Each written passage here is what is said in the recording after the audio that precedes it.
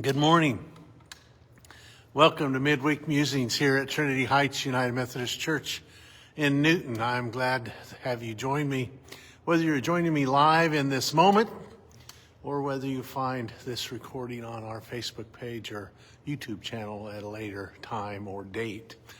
Most importantly, I'm glad to have you with us this morning. I decided to change, I can't talk this morning, decided to try a change of venue as opposed to just from my cluttered office.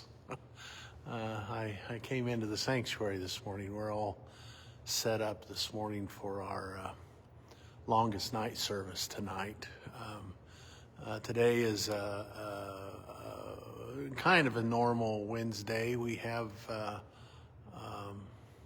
our book study at 4:30. I think we may wrap the book up tonight. We wanted to try to get that done before Christmas and then take a little break until after the first of the year. So we'll meet tonight at 4:30. If you've never come and it still sounds interesting to you, still invite you to show up. Maybe you'll teach us something. Anyway, so we'd be glad to have you join us if you have not, even if you haven't been coming of late. It's Barbara Brown Taylor's book, Holy Envy, Finding God in the Faith of Others. It's been an interesting journey through her book. And then I think at 4:30 as well, they're having bell choir practice. And then at 6:30 is the chancel choir practice. At 5:30, we are having our longest night service. I talked a little bit about this last week.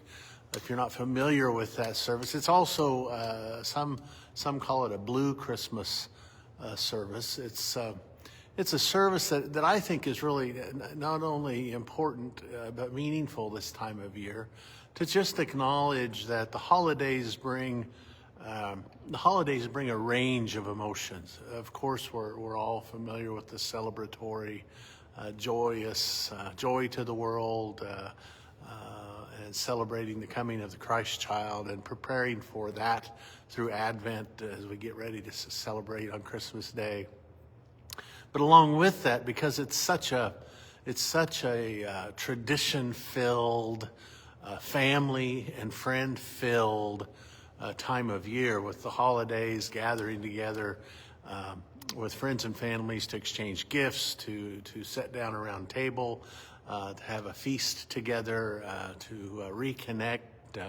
Oftentimes we journey many miles across states, sometimes across oceans, to be back with our family at Christmas time. And because of that, the holidays can also be a difficult time, especially if we have loss and grief, if we have lost a loved one, a spouse, a child, a good friend, etc. The holidays is a profound reminder of that when we gather around the table and they're not in their usual spot. And it's not just about grief of loss through death of friends and family, etc., but also loss of health. Especially as we get older, but even young ones obviously experience that. We can't do what we used to do, or we're battling cancer or other health ailments, and that is also loss. Loss of friends, loss of relationships, loss of home if we've had to move recently. Any kind of change. I had a seminary professor that once said, any change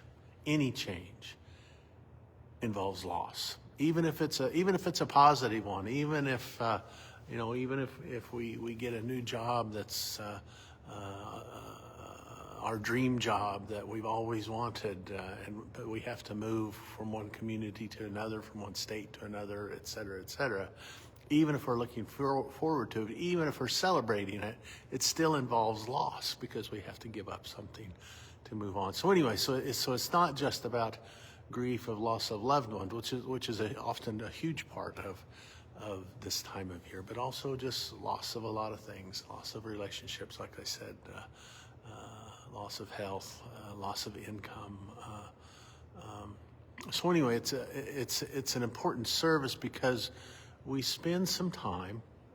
It's normally a very brief service, 30 minutes ish, but just an opportunity to gather together as family, gather together as community, gather together as friends, as members of a community of faith, as members of our community at large, because of course anyone's welcome to come, to acknowledge that this time of year is not always joyous, that it's difficult, that sometimes it can be heavy, and it's good to know that we're not alone.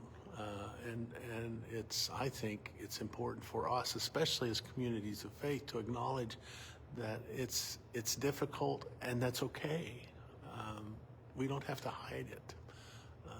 And so if that sounds like something that would be meaningful to you, to gather together with friends, family, with new friends, maybe this would be first time to attend any church, let alone ours, to know that God is with us, to know that even in what might seem like a very dark time, in the lives and light of others gathering with us, there is still hope. So anyway, I hope you can join us this evening at 5:30, and for a time of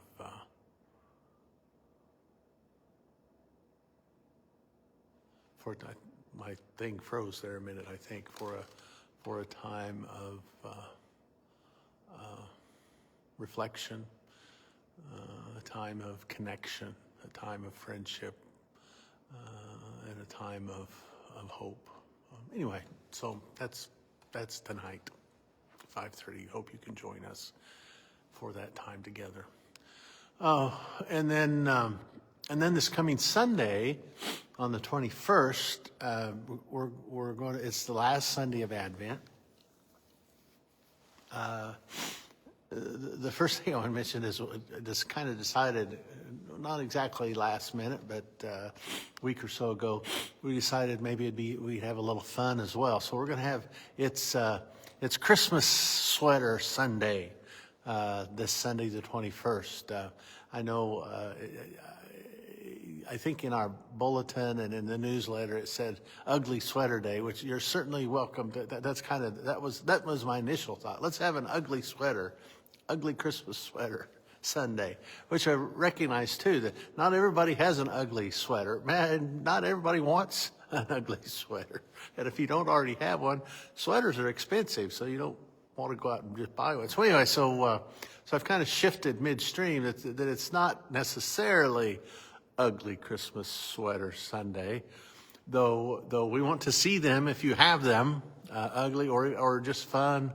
But if you don't have one and don't want to go out and spend the money to buy one, please just wear your favorite Christmas sweater, your favorite winter sweater.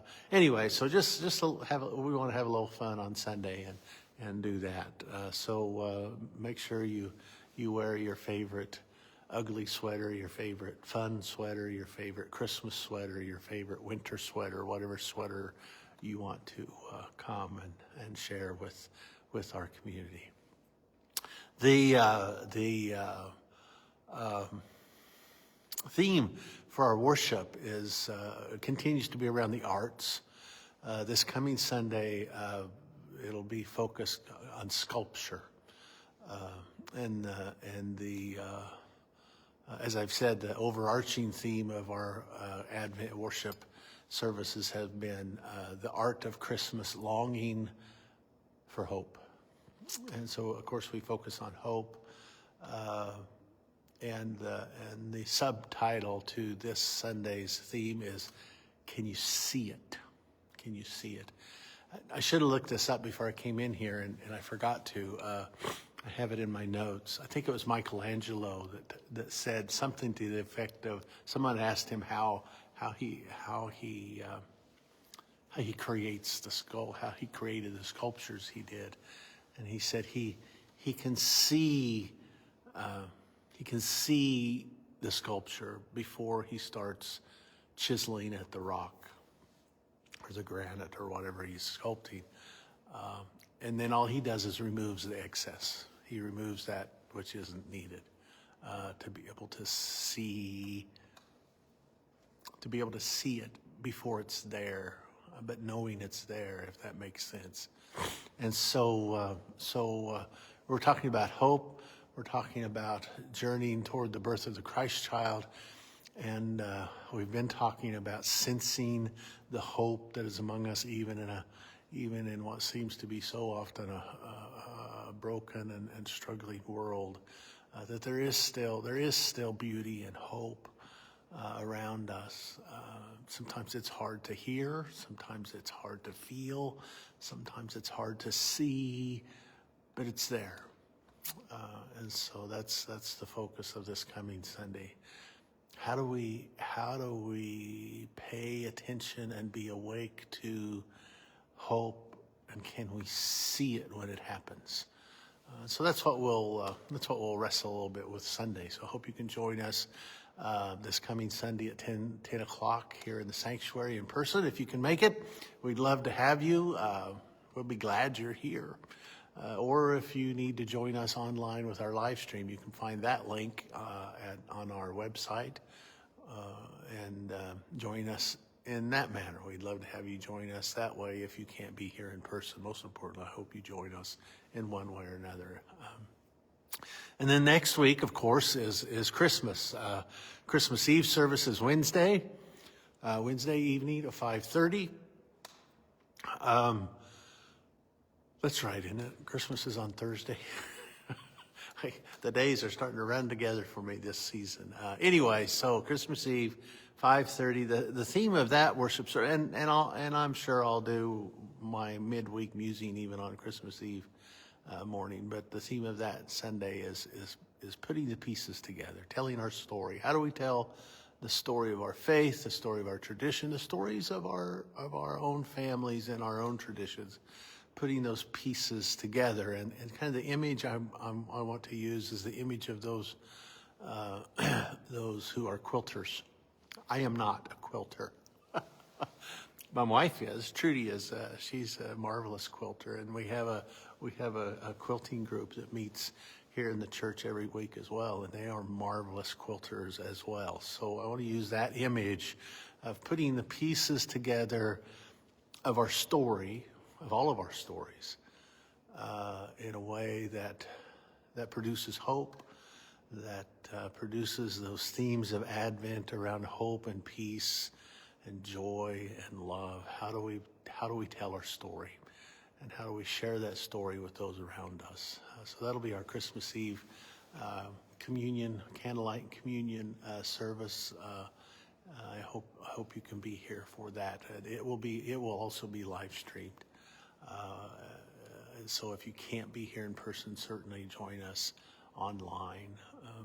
Anyway, so lots happening, lots of things happening here at Trinity Heights. As with any church this time of year, we have lots of gatherings and celebrations to be about as we seek out those cues and those clues to hope around us. So I hope you can join us in some way, in some manner, as we all